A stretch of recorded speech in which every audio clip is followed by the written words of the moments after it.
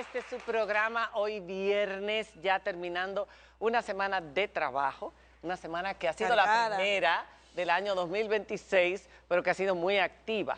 Sí, muy activa. Ojalá que el 2026 completo no sea un reflejo de lo que hemos vivido esta semana, porque ha pasado tanto en tan poco tiempo. Es realmente fuerte. Óyeme, sí. Jan te está haciendo el coro. Gracias, Jan, te quiero. No, una semana marcada por hechos difíciles, tanto locales como internacionales, cambios en el tren gubernamental, en fin. Pero hoy, viernes, nosotros, Diana querida, tú lo conoces a él también, lo conoces muy bien. Claro que Conocemos sí. todos, ¿verdad que sí? Lo conocemos todos. Nosotros hemos hecho en el año pasado trabajos sobre órganos que son vitales en nuestro cuerpo. Empezamos con el cerebro, esas entrevistas tan buenas con el doctor, el neurocirujano José Joaquín Puello, una autoridad en nuestro país que despertaron tanto interés. Y eso nos motivó a seguir ahondando y conociendo más nuestro cuerpo y nuestros órganos esenciales. Y en este caso vamos a hablar de corazón, Diana. Tú tienes mucho que decir de eso también. Sí, claro, porque yo creo que al igual que muchos dominicanos, uno siempre tiene a alguien cerca, un familiar, uno de sus padres, un tío, incluso un hijo que puede tener problemas coronarios y eso ha ido aumentando cada vez más en nuestro país. Y yo creo que la conversación que vamos a tener hoy es muy necesaria con el doctor Pedro Ureña. Vamos a entender un poco más sobre ese órgano que nos mantiene vivos a todos. Así es, y es el órgano que supuestamente siente las emociones, donde la literatura ha colocado los sentimientos del ser humano, aunque está probado que están en el cerebro. Sin embargo, sí, el corazón sufre y el corazón se rompe.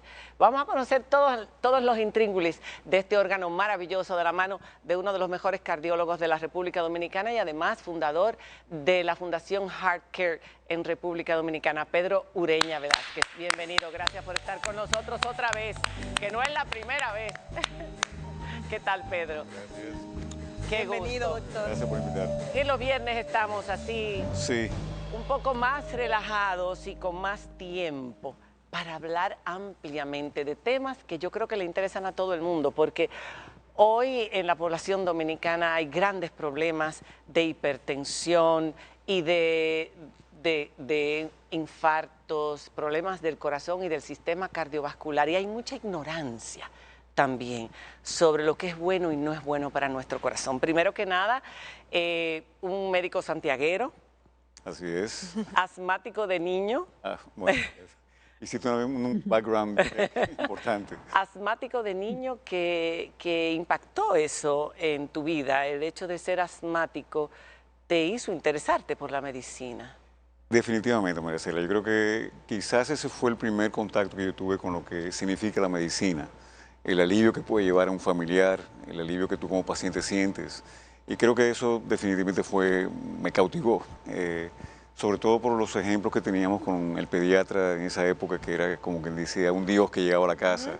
Y en tu caso, un ángel. Definitivamente. O sea que sí, yo entiendo que si puedo analizar en mi niñez qué me marcó esa tendencia a querer ser médico desde que tengo uso de razón, ese rol de la persona que puede llevar tranquilidad, sosiego y sobre todo hacerte sentir mejor, pues obviamente eso me inclinó mucho hacia la medicina. Y siguiendo esa línea, doctor, pensaría uno, bueno, teniendo asma y viendo a ese médico como un ángel, pudo ser pediatra, pudo ser experto en alergias, pero terminar en corazón.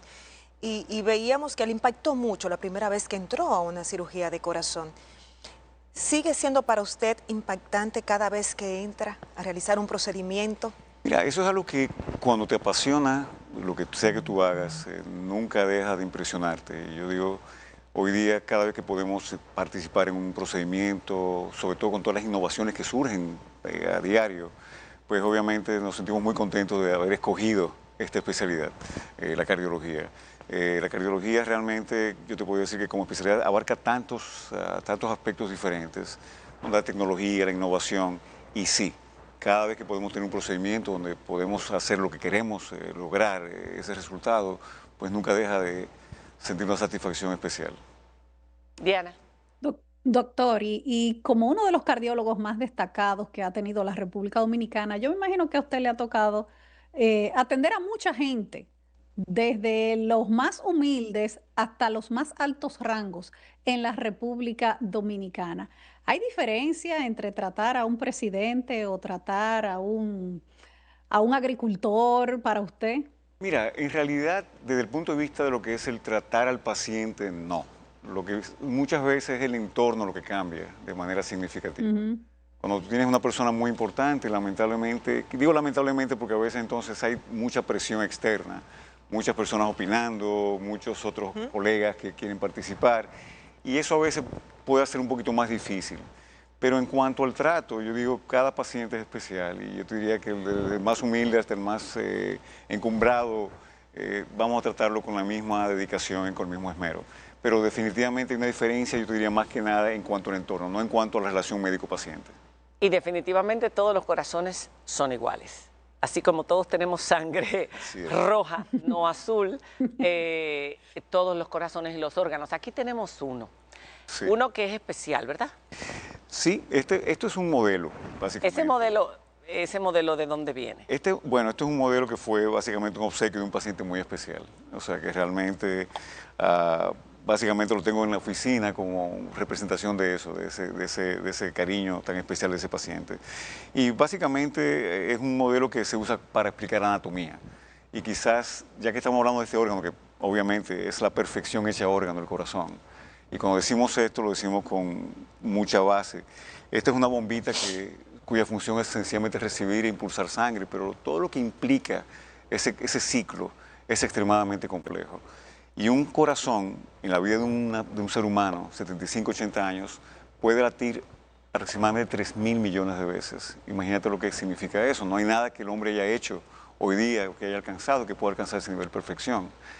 Hacia dónde va la medicina, la ciencia, la inteligencia artificial y todo lo que se está trabajando con la longevidad para prolongar precisamente la edad del ser humano en la Tierra. Uno se pregunta, ¿tiene la capacidad del corazón de seguir latiendo más de 100 años y 110 y 120 y 140, como se está proyectando que podrá llegar a ser la vida de un ser humano en el futuro? Definitivamente no podemos hablar de cuál va a ser el límite, pero lo que sí sabemos es que el impacto que la tecnología y el avance en la medicina está teniendo en la longevidad es impresionante. Prácticamente hemos duplicado la longevidad del ser humano en los últimos 50 años. Y se espera que sí, ya que en los próximos 10, 15 años estamos hablando de centenario como lo que sea la norma. Pero algo muy interesante en eso, María Cela, no es tanto lo que la gente está viviendo, sino cómo está llegando. O sea, tú ves una persona de 80 y tantos años hoy día y lo comparas con lo que era un hombre de 60 años hace 30 años y tú vas a ver una diferencia. Así que no hay duda de que esa medicina preventiva, ese cuidado y ese conocimiento que estamos desarrollando impacta la calidad de vida y la longevidad. Si vamos a llegar a los 150 años, yo entiendo que probablemente sí. O sea, llegará un momento donde muchos de los principales flagelos que tenemos hoy día se van a poder controlar de una manera mucho más efectiva mediante vacunas, mediante inmunizaciones. El rol de la genética hoy día regeneración celular. Está haciendo realmente un impacto importante. Hoy hablamos ya de medicamentos que podemos inyectar una vez al año para controlar la hipertensión, por ejemplo. Y medicamentos que podemos inyectar una vez al año para el colesterol. O sea que hacia allá es que vamos. Y yo creo que eso definitivamente, si consideramos que la principal causa de mortalidad hoy día en el mundo sigue siendo el infarto o el miocardio, el accidente cerebrovascular, y podemos controlar los factores que llevan a esto, pues no hay duda de que el impacto en la longevidad va a ser muy importante. Y República Dominicana no es la excepción del mundo. Aquí también estamos en primer lugar en muerte por enfermedades cardiovasculares. Y lo más importante, lo que usted acaba de mencionar, muchas son prevenibles. ¿Hace falta educación sobre el corazón, sobre cómo cuidarnos, cómo llevar un estilo de vida más saludable, cómo prevenir enfermedades, aquellas que sean prevenibles, del corazón en nuestro país? Eso es un aspecto importante que tú acabas de mencionar. El año pasado se publicó uno de los estudios más importantes de salud global. Y en ese estudio salieron a relucir varias cosas que fueron impactantes. Y una de ellas es que los países como el nuestro, de economías medias o bajas, somos los que estamos llevando la bandera en cuanto a mortalidad cardiovascular. Así es. tenemos la mayor tasa de infartos, la mayor tasa de eventos cerebrovasculares, la mayor tasa de hipertensión no tratada. Y cuando tú me preguntas si hace falta conocimiento, claro que sí, muchísimo. Porque realmente todas estas son enfermedades que con no tanta tecnología, con pocas cosas que podemos hacer, un mejor control de la presión arterial, un mejor control del colesterol, el cigarrillo, etcétera, cosas bastante básicas, tú tienes un efecto multiplicador en cuanto a disminuir la mortalidad. Entonces realmente está trabajando mucho en eso, así que sí, hace falta mucho conocimiento, hacen falta políticas mucho más agresivas en cuanto a cómo llevamos la prevención. Pero yo siempre digo, aquí hay dos factores. Cuando hablamos de países como el nuestro, de ingresos medios y bajos que tienen mayor mortalidad, si bien es cierto que la prevención juega un rol importante, no nos olvidemos también del acceso a una medicina de mejor nivel. Es decir, Claro. un paciente que tiene un infarto en República Dominicana no es lo mismo que un paciente que tiene un infarto en España o que tiene un infarto. El acceso a una emergencia con capacidad de resolver rápidamente. Y que eso va a cambiar completamente el pronóstico, pues eso también tiene un rol. Así que nuestros países tienen una limitación donde hay todavía una pobre prevención, pero todavía lamentablemente el acceso a la mayor población a una medicina de alto nivel también, en la parte curativa, tenemos limitaciones. Usted acaba de mencionar, doctor, la presión arterial, y yo creo que no hay nadie en nuestro país que no tenga a alguien en su familia que tenga problemas de presión arterial. ¿Se sabe a qué nivel estamos en la República Dominicana de pacientes que tienen este padecimiento? ¿Y por qué? ¿Por qué tenemos tanta presión, problemas de presión arterial? Bueno, mira, realmente la data que tenemos ya es un poquito vieja. Los últimos estudios que se hicieron aquí, que fue el EFRICAR 1, EFRICAR 2, tienen ya más de 15 años. Pero en ese momento, hoy día se habla de aproximadamente un 30% de la población adulta con hipertensión, de 30 a 34%. Eso es muchísimo. Es muy alto. Si nos vamos por encima de los 65 años, el 50% es hipertenso. Así que estamos hablando, ahora que hablamos de que esa población está llevando a mayor edad, pues obviamente la incidencia de hipertensión aumenta de manera muy significativa.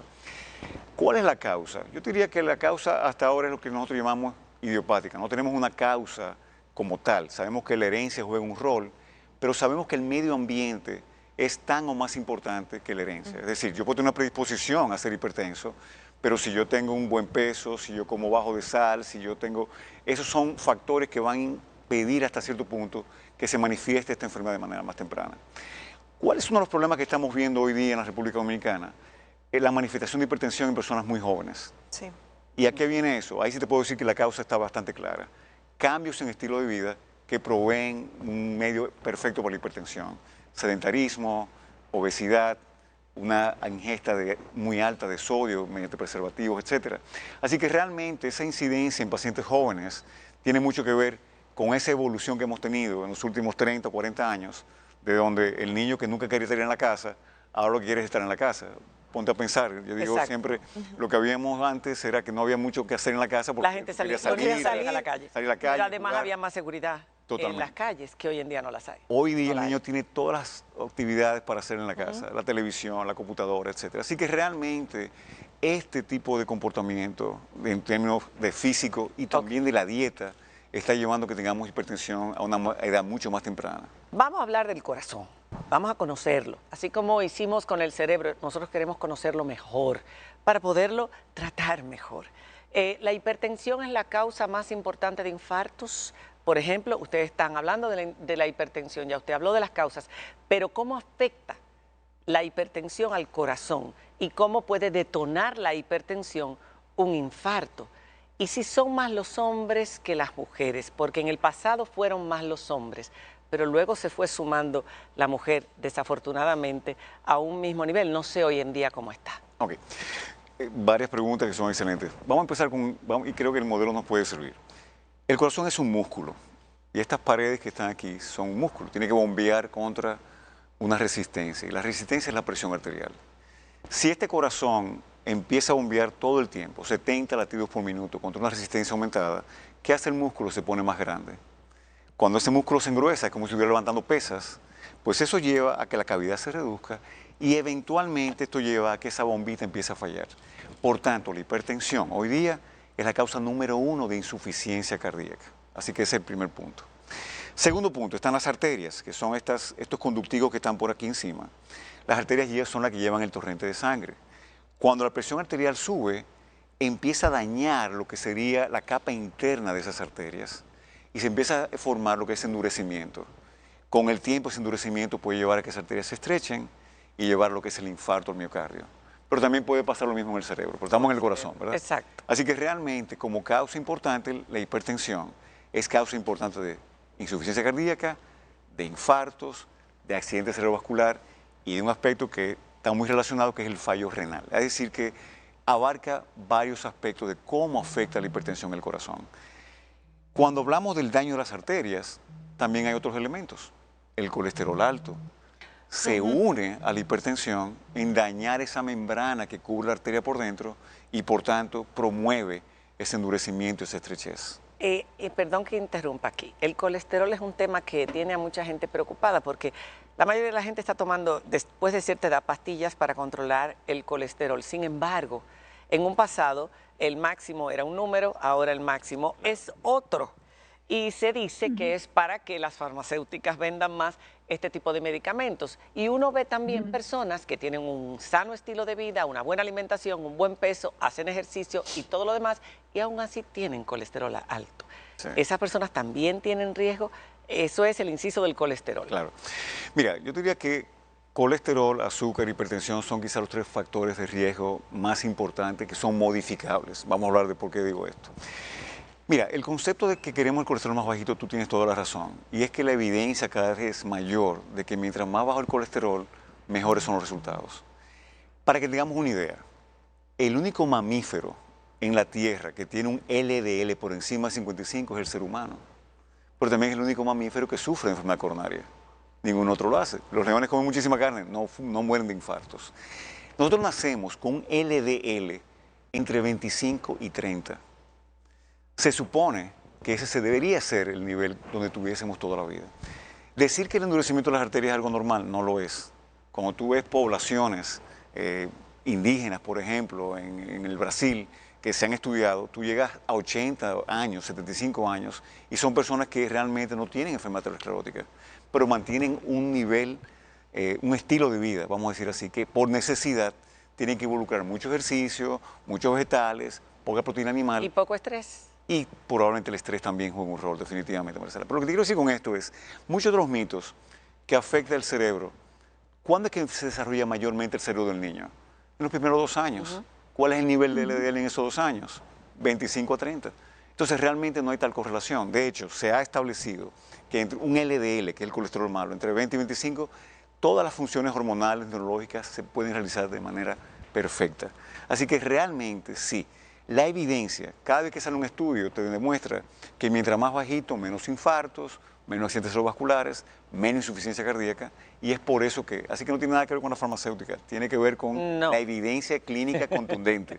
Y si el bueno está alto, muy alto. Mira, es interesante, Marcela, por muchos años se pensó que eso era suficiente para protección, y hoy día sabemos que no. Primero porque hay varios tipos de colesterol bueno. Ahí ya podemos entrar en algo más complejo, donde el tamaño de la molécula tiene mucho que ver con su beneficio. Pero si tú tienes un LDL, el colesterol malo muy alto, y el HDL muy alto, entonces muchas veces lo que va a predominar va a ser el malo y va a predominar el daño. Y por tanto, hoy día somos muy agresivos en tratar de buscar evidencia de si existe algún daño que se esté desarrollando. Y en el momento que yo veo una plaquita en una arteria, pues eso me dice a mí que ya ese colesterol, esa relación no es positiva. Y por lo tanto tenemos que ser más agresivos. La detección de enfermedad temprana es posiblemente una de las mejores formas de prevención, porque hay algo que sí también está muy en boga hoy día, y es la medicina individualizada. Es decir, no todo el mundo reacciona igual al mismo estímulo. Yo puedo ser que con un colesterol más alto no desarrolle placas y tú con uno más bajo sí la desarrollas. Entonces tu realidad es diferente y tengo que ser más agresivo contigo. Y eso, doctor, que usted acaba de mencionar, me recuerda muchos casos cercanos de personas que están expuestos constantemente. Me salió el colesterol alto, pero eso no es nada porque yo lo regulo y vuelvo y baja y vuelvo y sube y vuelvo y baja.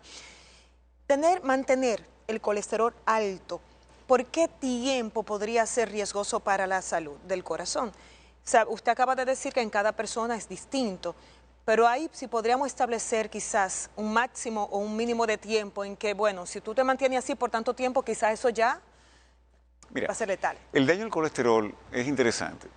el primer daño, esa membrana que yo les mencionaba a ustedes, se llama endotelio, que es la membrana que cubre las arterias. Para dañar eso toma tiempo. O sea, cuando digo tiempo, estamos hablando de los primeros 15, 20 años de vida. Cuando tú tomas adolescentes en autopsias que han fallecido por muertes trágicas, vamos a encontrar una tasa relativamente alta en la sociedad moderna de daño ya de ese endotelio. Wow. Pero una vez que ese endotelio se daña, entonces es mucho más acelerado. Yo le explico a mis pacientes, es como que tenemos una protección y una vez que esa membrana se rompió, ahora puede entrar mucho más fácil, para que se entienda un poquito mejor. Entonces tú puedes ver pacientes, que me ha pasado, que hacemos un cateterismo y 2 años después, que el cateterismo estaba relativamente normal y 2 años después el paciente viene con un evento y tú dices, pero en 2 años pasó eso. Bueno, porque lamentablemente no tomamos las medidas lo suficientemente agresivas de prevención. Así que una vez que hay ese daño, es mucho más acelerado. Pero el individuo que tiene un infarto a los 40 no empezó a los 35 a desarrollar placas, empezó de la adolescencia. Y estamos viendo ya el punto final. Eso es importante. Esto es importante aclararlo, así como también lo del el infarto en hombres y en mujeres, las diferencias en un infarto masivo o un infarto, un microinfarto que pasa y la persona lo supera, muchos temas más sobre nuestro corazón, lo que siente, lo que no siente, cuando se rompe y cómo afectan las emociones también su funcionamiento. Cuando regresemos, después de esta pausa, seguimos con el doctor Pedro Ureña. Ya volvemos.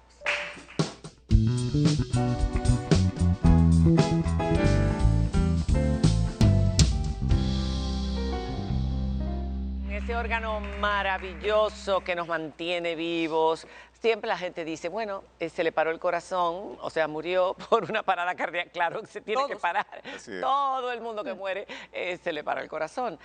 Vamos a hablar de lo que dejamos, el infarto. Usted hablaba al final de que a los 40 años, el que moría de un infarto a los 40 o a los 50, eso se venía gestando desde la juventud. Siempre se ha hablado de que hay una edad muy delicada y como yo le preguntaba, que no se respondió en el segmento anterior sobre la cantidad de infartos en hombres en comparación con las mujeres, se decía que los hombres tenían más predisposición a infarto entre los 50 y los 60 años. Como que si superaban esa edad ya era muy difícil que les diera un infarto masivo de esos que acaban con la vida inmediatamente. No, mira, realmente vamos a aclarar un poquito de eso. La incidencia de infarto va a aumentar con la edad y eso es exponencial, es decir, yo aumento en edad y mi riesgo de infarto va aumentando, o sea, y eso, un individuo de 75 años tiene más riesgo de un infarto que uno de 50, definitivamente. Ahora bien. Perdón, ¿aumenta el riesgo si tengo una condición o si tengo una enfermedad de base, una hipertensión, etcétera? Pero si soy una persona normal, que ha llevado una vida normal y que tiene una vida saludable, ¿tiene también más riesgo de tener un infarto? Tiene un riesgo, ¿Todos la edad de por sí es un factor de riesgo. Ay, Dios. Ya. Eso es lo que me refiero. Ay, doctor, tú coges todos los factores de riesgo y tú coges la edad y la edad de por sí ya es un factor de riesgo. Ahora bien, la confusión viene por lo siguiente. Cuando yo tengo un paciente de edad muy avanzada que tiene un infarto, pudiese ser más pequeño en cuanto al tamaño, y ahora te explicaré por qué, que un paciente más joven. El tamaño del infarto. Pero la mortalidad sigue siendo mayor en el paciente más anciano, ¿ok? O sea que no hay ninguna duda. ¿Por qué pasa eso? Bueno, en el paciente de más edad, muchas veces hay lo que llaman colaterales, es decir, se cierra una arteria y el cuerpo tiene la capacidad de crear otras arterias que van a irrigar esa área y por no limita el tamaño del infarto. Pero el ser de edad más avanzada tiene menor capacidad renal, menor capacidad pulmonar, entonces la mortalidad en general sigue siendo mayor. Pero sí, un paciente con un infarto a los 35, 40 años, es muy probable que tenga una afección tan importante que lo deje en insuficiencia cardíaca, es decir, que ya el corazón quede muy debilitado y eso de por sí ya es otra enfermedad terrible, la insuficiencia cardíaca, que el paciente tiene una limitación ya por el resto de su vida. Mujeres, hombres, una excelente pregunta. Realmente, hasta los años 80, sí, la mayoría de registros hablaban de una mayor tasa de eventos en los hombres que en las mujeres. A partir de los 80, yo diría quizás tarde 70, 80, hemos visto una curva ascendente en la mujer, donde de hecho, yo te puedo decir que temprano en los 90 hubieron momentos donde hubo más infarto en las mujeres que en los hombres. Ahora bien, ¿a qué se debe esto? Y aquí hay muchos planteamientos diferentes. Bueno, definitivamente la mujer tiene un rol mucho más activo, tiene mucho más estrés. Ahora tenemos la parte laboral, la parte familiar, es decir, Y definitivamente entiendo en lo personal que eso tiene mucho que ver, aparte de más cigarrillo, más tabaco. Entonces empezamos a ver una similitud con lo que veíamos en el hombre anteriormente. Sin embargo, en la mujer, cuando vemos la edad de mayor incidencia, esto viene después de la menopausia, a menos que sea diabética o sea fumadora. Si tú tienes esas dos variables, entonces tú puedes tener infarto en mujeres jóvenes. De hecho, 20% de los infartos en mujeres ocurre en mujeres premenopáusicas. Así que no podemos decir que ya simplemente por no llegar a la menopausia estamos excluidos. Pero ¿por qué la menopausia? Ahí va la pregunta. Yo la tenía, la menopausia. ¿Por qué? Si hay un factor hormonal, claro. ¿Por qué aumenta la incidencia de infartos en mujeres la menopausia? La bendita menopausia. Encima. Sí, sucede que el estrógeno endógeno, no el estrógeno externo, el estrógeno endógeno tiene un factor protector, tanto en los lípidos, es decir, en el colesterol, como en el impacto que tienen las arterias. Y definitivamente ese impacto se pierde. Por tanto, no es infrecuente que en la consulta cuando viene una mujer dice, yo siempre he tenido mi colesterol muy bien y ahora de repente empieza a subir. Bueno, ¿por qué? Porque en esa transición de pre a menopausia es donde empezamos a ver muchas veces esa diferenciación en el colesterol bueno, el colesterol malo. El bueno empieza a bajar, el malo empieza a subir. Y muchas veces también empezamos a ver la hipertensión manifestándose.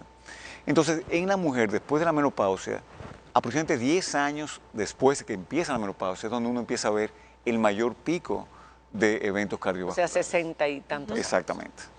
O sea que en el hombre es más temprano, la mujer es más tardía, pero al final la mortalidad es muy similar y como dije antes, hubieron unos años donde tuvimos una mayor incidencia en mujeres. Ahora estamos otra vez en los últimos reportes muy parecida a la incidencia en hombres y mujeres. Usted mencionaba, doctor, que estamos viendo más casos de infartos en personas jóvenes. Y le mencionaba en la pausa un caso de un hombre en sus 40 y tantos, una vida activa, una alimentación saludable. Llegando a su casa siente síntomas, le duele el pecho, llama al 911, sube mientras llega el 911, inclusive le dice al portero que va a llegar. Cuando llegan, se van a un hospital y al llegar fallece. Y todo el mundo se queda impactado, pero tenía un gran estilo de vida, hacía ejercicio, no era sedentario, se alimentaba bien, no fumaba.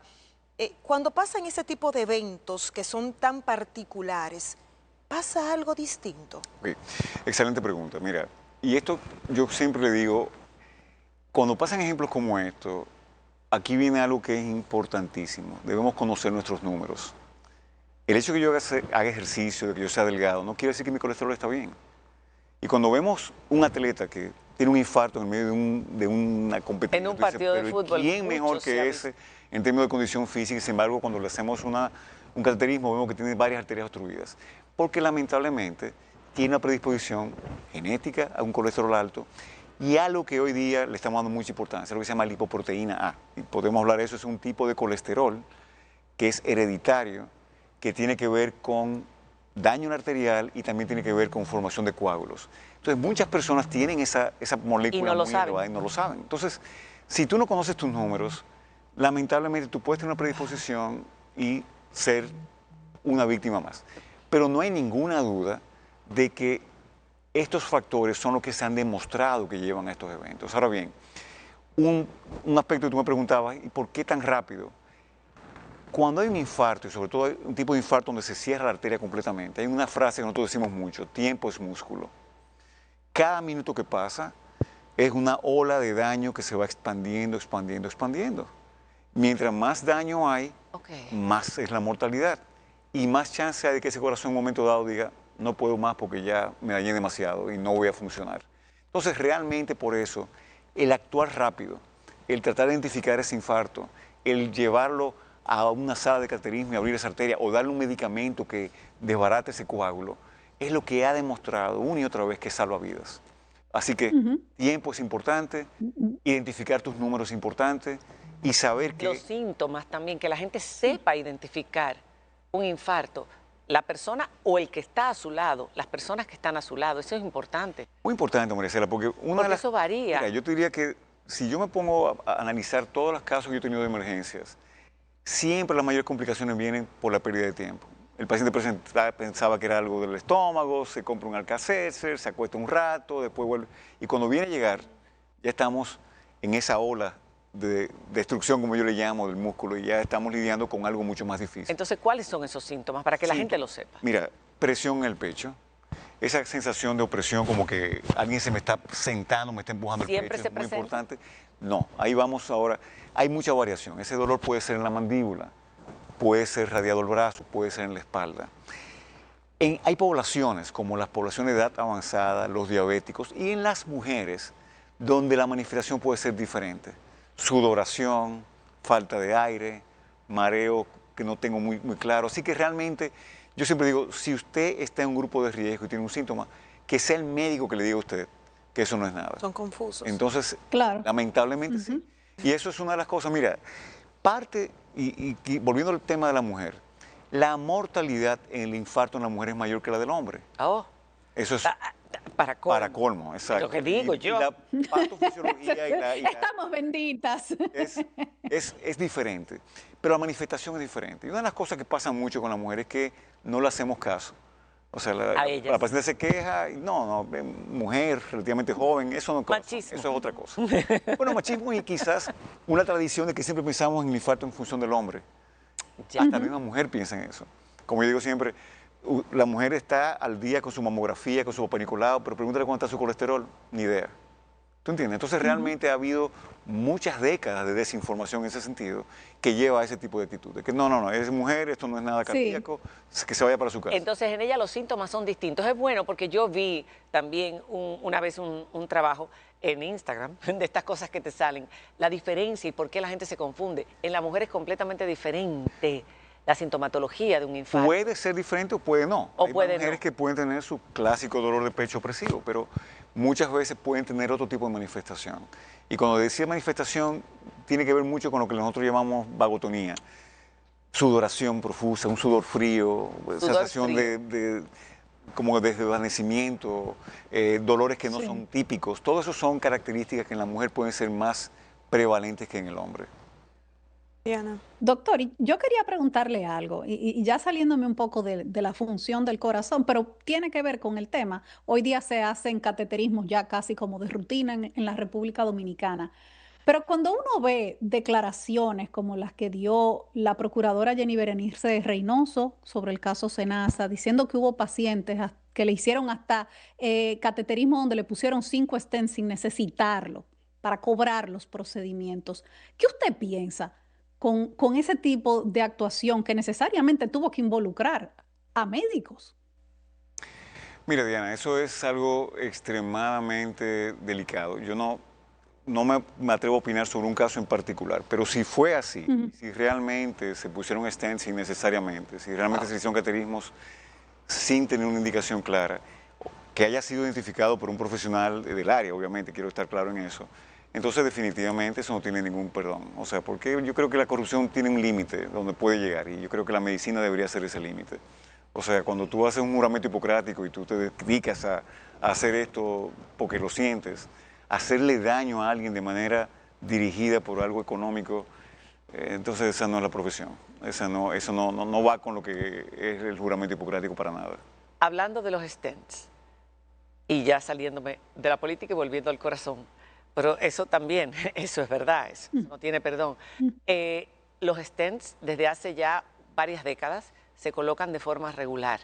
Hay muchísima gente que hoy vive una vida mucho más longeva porque ha tenido el acceso. ¿Cómo ha mejorado la medicina cardiovascular, la tecnología y el avance, los avances médicos? ¿Cómo han reducido la cantidad de muertes y han prolongado la vida en las personas? Mira, definitivamente, yo creo que la parte preventiva que hablamos ahorita, con el uso de medicamentos para el colesterol, con el uso del control de hipertensión, ha tenido un impacto en lo que es la parte de prevención importantísimo. Yo digo que las estatinas hoy día, posiblemente fuera de lo que fue la aspirina y las vacunas, han sido de lo que más impacto han tenido en cuanto a disminuir la mortalidad. Ahora, en cuanto a procedimientos, sí, las cosas han cambiado mucho para mejor. Cuando nosotros empezamos a hacer esto, a hacer un cateterismo cardíaco, era todo un procedimiento donde el paciente duraba varios días hospitalizado, donde teníamos que hacerlo por la ingle, donde había muchísimas complicaciones. Hoy día en el 95% de los pacientes es ambulatorio. El paciente va en la mañana y 4 o 5 horas después está en su casa. Así que claro que ha cambiado mucho, es mucho más seguro. ¿Esa persona cuántos años después que se le pusieron los stents ya, o sea, puede vivir toda del resto de su vida con Mira, esos stents o sí, se cambian? lo importante en esto es el stent requiere un tratamiento específico. Cuando yo coloco un stent, tenemos que dar un régimen de anticoagulantes que debe durar un tiempo específico. En ese tiempo, el riesgo de sangrado es importante, dependiendo del paciente. Por tanto, sí tenemos que ser un poquito más preocupados que no haya ningún sangrado, no haya una hemorragia como consecuencia de eso. Una vez que pasamos el tiempo de cicatrización del stent, como yo le llamo, Sí. entonces ya el paciente pasa a una aspirina una vez al día o a un clopidogrel, algo que sea mucho más simple. La realidad es que es más fácil que el paciente desarrolle obstrucción en otro lugar que en el mismo stent. Así que realmente los stents sí tienen un rol. Tienen un chance de que se puedan coagular o que se pueden reestrechar, pero una vez que pasamos ese periodo, vamos a decir, inicial, realmente tienen un rol muy importante y es de proteger esa arteria, de que no se siga tapando. Hoy día vemos casos de cierre muy tardío de los stents, que tiene que ver interesantemente con aterosclerosis que se forma dentro del stent. Es decir, el mismo proceso que pasa en la arteria sin el stent puede pasar ahí, pero de manera mucho más tardía. En general lo que vemos es que si el paciente le ponemos el stent y su estilo de vida no cambia, no logramos los controles adecuados, la enfermedad sigue progresando. Si sigue fumando. Exacto. Claro. El stent no cura, el stent lo que hace es que resuelve un problema focal de una arteria. La verdadera intervención es la prevención de bajar ese colesterol, controlar esa presión, dejar de fumar, para que esas placas no sigan progresando. O sea que ahí es donde está realmente el verdadero impacto. Usted mencionó algo que se me quedó resonando en la cabeza, el tiempo, la importancia de actuar y no perder el tiempo. No solamente desde el punto de vista de la persona que lo está padeciendo. Pensé también cuando llegamos al centro médico. Nuestras emergencias están preparadas para identificar y accionar correctamente. Aquí, en esta noche, María, se le entrevistamos un caso de una madre que perdió a su hijo, un adulto joven, y ella decía que con un ecocardiograma lo habrían detectado, pero nunca se lo pusieron.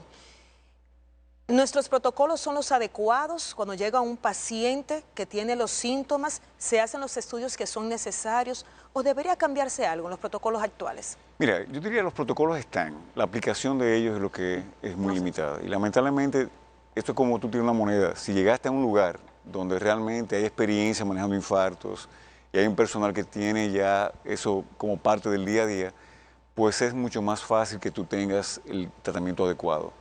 Pero esa variabilidad es muy grande y lamentablemente sí, la cantidad de pacientes que llegan a nosotros después de haber rebotado 2 o 3 emergencias donde no han identificado el infarto o donde ya lo identifican cuando es muy tarde, lamentablemente sigue siendo un gran problema en nuestro país.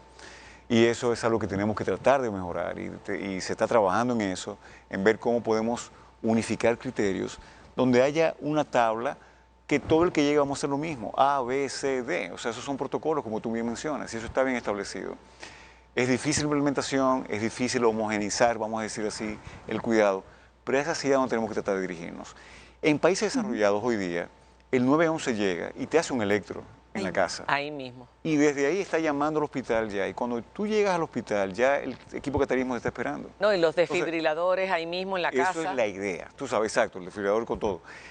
Así que debemos aspirar a eso. Yo digo que nuestro sueño debe ser tratar de... Y sí, estamos trabajando con eso. En nuestro grupo hemos hecho mucha interacción con los emergenciólogos, pero hay que tener una estrategia nacional donde podamos impactar esto, que sigo insistiendo, la causa número 1 de muerte en nuestro país. Doctor, y en lo que uno llega a la emergencia, ¿hay algo que se pueda hacer? ¿Hay algo que la misma persona o que algún familiar pueda ir haciendo en lo que se logra tener la atención médica? Mira, lamentablemente, Diana, yo te diría que no. O sea, yo te diría que eso de que le vamos a dar una nitroglicerina o que le vamos a dar una aspirina, lamentablemente, si estamos seguros de que es un infarto, pero hasta que tú no haces un electro o haces una buena evaluación, tú no puedes. Puede ser que el paciente lo que tenga sea una gastritis o un reflujo, o hay muchas condiciones que pueden parecer un infarto y por tanto quizás de una aspirina sea contraindicado. Así que no. Yo te diría que lo importante es llegar rápido para que haga un electro. El electro debe hacerse en los primeros 5 minutos de que el paciente entre a la emergencia. Así están los protocolos. Wow. Y ese electro, en la mayoría de los casos, me va a decir a mí si esto es una situación donde yo tengo que actuar de inmediato, o si es un paciente que yo puedo decir, bueno, vamos a observarlo, vamos a hacer otras pruebas, vamos a ver si el dolor es de otra causa. Así que un simple electro, una herramienta práctica, sencilla y muy asequible, es la primera herramienta de entrada. Ese masaje que se ve en las películas, en las series, al corazón, esos masajes, eso, nada de eso, Bueno, eso ya cuando hay un paro cardíaco. Cuando hay un paro. Sí, no, si hay un paro cardíaco... ¿Cuál es la diferencia? No. Un infarto puede no tener paro cardíaco. No puede tener un infarto y llegar y de hecho la mayoría cuando de infartos... se paró el corazón. Ahora, cuando se paró el corazón hay que hacer resucitación cardiopulmonar. Pero esa parada del corazón puede venir producto del infarto. Totalmente. Entonces, ¿cómo uno lo identifica? Y que pueda ayudar al paciente en lo que llega la ayuda profesional. Mira, en ese sentido, todo el mundo debería saber resucitación básica. Eso sería lo ideal, de que tú sepas cómo dar masaje. Y yo te puedo decir de muchos antecedentes, incluso pacientes míos, que se han salvado, que colapsaron porque un individuo al lado sabía cómo hacerlo. ¿Por qué? Porque tú le coges el pulso, no sientes un pulso y tú empiezas a hacer resucitación. Y ojo con la resucitación, eso de boca a boca no es lo importante es masajear ese corazón. Nosotros tenemos suficiente oxígeno por dar varios minutos, hasta 10, 15 minutos, sin necesidad de la respiración. Lo importante es masaje, que se pueda mantener ese bombeo hasta que pueda llegar la ayuda. ¿Cuál es la ayuda? Ver si hay una arritmia que podamos chocarlo y sacarlo de ahí. Ver si el paciente se tiene que llevar de inmediato a una sala de cateterismo cardíaco, dependiendo de cuál sea la causa de este infarto, de ese paro cardíaco. Porque no todos los paros cardíacos son por infartos. Existen condiciones genéticas, eléctricas, medicamentosas, que pueden llevar a un paro cardíaco también. Así que sí, la idea es sacarlo del paro. Y cuando yo lo saque del paro, entonces hacer el diagnóstico para identificar por qué ocurrió esto y cuál es mi próximo paso. No nos queda mucho tiempo, pero hay dos temas que son importantes. Uno es el trasplante de corazón en República Dominicana. Yo tengo una amiga que falleció hace muchos años, pero que vivió 10 años con un corazón trasplantado porque vivía en Los Ángeles, California, en un embarazo. Precisamente durante el embarazo el corazón pues se le dañó y hubo que trasplantarla. Hoy en día los trasplantes duran más de 10 años. Una persona trasplantada puede vivir toda la vida con ese mismo corazón. Esa es la pregunta. Yo me acuerdo del doctor Barnard y lo que nosotros vivimos con el primer trasplante, ese médico surafricano. Pero hoy en día en República Dominicana, ¿qué posibilidades tenemos de hacer trasplantes? Y sobre todo los pediátricos, porque hace unos años tuve también que viajar fuera con un niño que fue trasplantado en España, porque aquí no se hacía. Mira, vamos con la primera pregunta. No, todavía el promedio de vida de un paciente trasplantado va de 10 y en el mejor de los casos 15 años, hasta que tenga que ser retrasplantado o que tenga que ser, o fallezca. Lamentablemente no tenemos todavía el trasplante ideal de toda la vida. El trasplante cardíaco es un poquito diferente al trasplante renal o al trasplante hepático. ¿Por qué? Porque el corazón trasplantado sufre mucho por la inmunoterapia. La terapia que yo tengo que darle a ese paciente para que no rechace el órgano daña las arterias, produce aterosclerosis y es un proceso que es un poquito más difícil. Así que sí, la alternativa a un fallo cardíaco de trasplante es buena, pero todavía no hemos podido decir que tenemos pacientes de 30 años trasplantados. Pero se puede retrasplantar y ¿cuántas veces? Claro, las veces que sea necesario. Y eso O sea, no hay un límite con eso. Ay, qué bien. Difícilmente tú veas más de 2 trasplantes de una persona, pero... Claro. Ahora bien, vamos a hablar de República Dominicana. Aquí se hizo un trasplante que fue exitoso. Aquí existe el conocimiento de cómo hacerlo, técnico, de los cirujanos. Tenemos también la inmunoterapia, porque se hacen muy exitosamente trasplantes de otros órganos. ¿Dónde está el problema? En 2 aspectos. La infraestructura que se necesita para un trasplante cardíaco. No es lo mismo un riñón que un corazón. O sea, yo tengo que tener una persona que haya muerto en un tiempo X, que podamos conservar a ese paciente en buenas condiciones, trasplantar ese órgano en un tiempo X, o sea, y tiene que haber un equipo que extraiga, un equipo que reciba, o sea, es una logística que es un poco más complicada. Y el otro aspecto muy importante, tan importante como ese, es el número de casos que tú hagas. En Estados Unidos, si tú tienes un centro que hace menos de X número, te lo cierran, porque el no hacer esto constantemente se pierde la habilidad y los resultados no son tan buenos. Así que tenemos un reto grande. Yo sé que hay un deseo de hacerlo, el doctor José Juan Castillo, que está en el programa de trasplante, ahora está trabajando en eso y ojalá que podamos llegar a ese punto, pero sí tenemos que tener eso en cuenta. En este momento no, esto no es algo viable en la República Dominicana a esta fecha, pero yo siempre soy un soñador y digo, sí, llegará el momento que eso será una realidad y que sea una realidad que tengamos emergencias donde yo me pueda poner mano en cualquier lugar y poder llegar y rápidamente ser atendido de la mejor forma posible cardiovascularmente hablando. Nos quedan muchas preguntas. Un consejo para los jóvenes que están vapeando, que dicen que, bueno, que piensan que eso no es fumar, que beben mucho alcohol, se decía que el vino era bueno para el corazón, después que no. Consejos de qué es lo que deben hacer para poder cuidar su corazón y que lleguen a unos 40, 50 años con un corazón. Mira, definitivamente el vape, eso es un veneno en todo el sentido de la palabra. O sea, tú estás absorbiendo químicos que entran directamente al torrente sanguíneo mediante la superficie pulmonar, que es la que más rápido absorbe todo. Y los efectos de químicos en tu torrente sanguíneo para las arterias son negativos en todo el sentido de la palabra. ¿Ok? En términos del alcohol, no existe una cantidad de alcohol que sea buena. Ahora bien, un alcohol ocasional, moderado, donde tú realmente lo hagas de manera social, eso no va a tener un impacto importante. Ahora, tomar alcohol de manera regular definitivamente tiene un impacto negativo en la hipertensión, en la glicemia, en los triglicéridos, en el hígado, y hoy día se considera como una sustancia cancerígena, igual prácticamente que el asbesto, para que entendamos la implicación. ¿Y el vino también? Alcohol en general. Porque uno entiende que no es alcohol, el vino. Pero que ahí hay una discusión de qué cantidad, doctor, porque usted dice beber su día social, pero beber regularmente. ¿A qué usted se refiere con beber regularmente? Porque al dominicano hay que explicarle la cosa bien. Yo creo que... ¿Es beber cuánto? No, y más con lo que se bebe aquí. Yo creo que beber diario definitivamente, aunque nadie, eso de que antes decíamos 1 o 2 copas de vino al día. Primero, yo quiero conocer a la persona que se toma 1 o 2 copas. O sea, eso es difícil y vamos a estar claros. La persona empieza a tomar y... La dieta mediterránea, doctor. Pero sí, después que esa botella se abre, se bebe entera. Los últimos estudios se han sacado ya de que realmente el alcohol es bueno. ¿Qué es algo ocasional? Fin de semana, que tomes 2 o 3 copas, eso no va a tener un impacto importante en tu salud. Y sobre todo si tú el resto de la semana te estás cuidando y estás comiendo balanceado. Y una de las cosas que más afecta al alcohol interesantemente es lo que se llama la microbiota. No tiene que ver con cardiología, pero vamos a hablar de eso, que son esos microbios buenos en los intestinos, que sabemos hoy día que tienen que ver con protección contra el cáncer, con protección de ciertas infecciones, procesos inmunológicos. Y eso es terriblemente alterado por el alcohol.